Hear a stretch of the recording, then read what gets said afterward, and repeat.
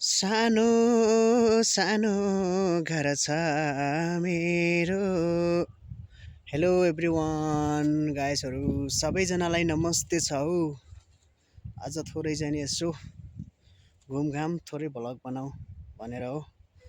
तपाईँले उता टक्क तपाईँ हामी सबैलाई मेल खाने एउटा गीत बजाउँछु, गाउँछु हो। मैले बजाउँछु भन्दा पनि गीत गाउँदैछु है। अब के छ हौ, कतातिर हुनुहुन्छ, कस्तो छ हौ सबै साथीहरू? अब यस्तै छ, मेरो दिन त यस्तै कट्दैछ। कतातिर हुनुहुन्छ हौ तपाईँहरू? कमेन्ट गर्नु होला, कहाँदेखि हेर्दै हुनुहुन्छ। अब यस्तै छ है। अब गीतहरू पनि त गाउनु पर्यो नि त है। ठिकै छ, के गरौँ। सानो सानो घर छ मेरो लुम्बिनी परदेशमा, दुखी मान्छे भन्दै मलाई बोलाउँछन् यो भेषमा। कस्तो छ है? नामले पाएको कामले थाक्यो, दुखी बाउको छोरो, नला माया नखाम कसम भन मेरो मोरो थुली। एहे थुली, मसँगै आउँछौ र मलाई साथ दिन्छौ र। एहे थुली, मलाई साथ दिन्छौ र। पक्कै पनि गाएछ होइन। अब लिरिक्सहरू चेन्ज गरेको छु गीतको। अब मेन त यसको सिङ्गर चाहिँ खेम सेन्चुरी हुनुहुन्छ।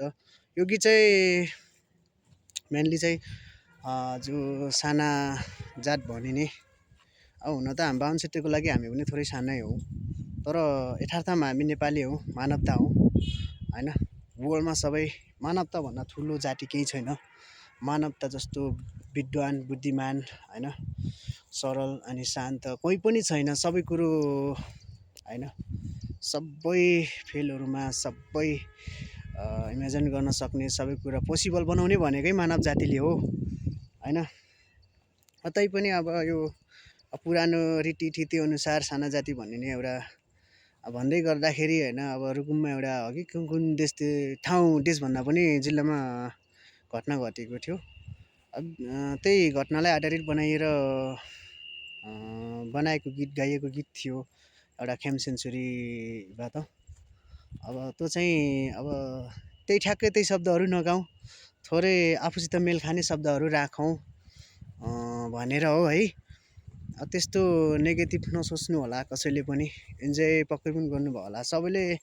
प्राय मेरो जस्तै लाइफस्टाइल होला होइन। तैपनि कुनै सधैँ सबै कुराहरू नमिले पनि कुनै दिन अथवा कुनै कुराहरू कुनै समयको लागि चाहिँ मिल्छ। के गर्ने, अब हाम्रो बाउहरू पनि दुखी बाउ नै हुन् होइन। हाम्रो लागि होइन गर्दा गर्दै पनि अब दुखी हुन्छ, हुनु परेको छ। हामी पनि त्यस्तै हो है। सानो सानो घर हुन्छ, अब सबैको ठुलो घर त कहाँ हुन्छ र है। अब खास गरी त म दुखी मान्छे नै हो क्या अब है।